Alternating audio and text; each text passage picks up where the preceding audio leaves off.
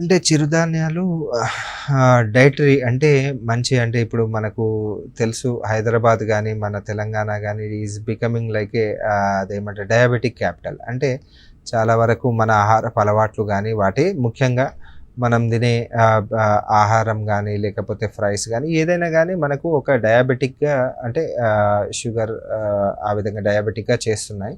So, వీటిని మనకు అంటే చాలా వరకు ఈ మధ్య కాలంలో ఆరోగ్యం అనేది మంచిగా ఉంచుకోవడం అనేది కంపల్సరీ చాలా వరకు అవలంబిస్తున్నారు. ఇందులో ముఖ్యంగా ఒక పూట చిరుధాన్యాలతోనే భోజనం జేస్తున్నారు. అంటే ఈ మధ్య కాలంలో రకరకాల చాలామంది పొలిటీషియన్స్ అదేమంటారు పారిశ్రామికవేత్తలు అందరూ గమనించినట్టయితే వాళ్ళు చిరుధాన్యాలు అంటే మనకు మార్కెట్‌లో గూడా చూసుకున్నట్టయితే మనకు రకరకాల కోడో మిల్లెట్ అని లేకపోతే మనకు కినోవా అని కినోవా గమనించినట్టయితే సుమారు ఒక పావు కిలోనే 300 మార్కెట్‌లో రత్నదీప్‌లో లభ్యమవుతుంది. అంటే అంత డబ్బు పెట్టినా కొంటున్నారు.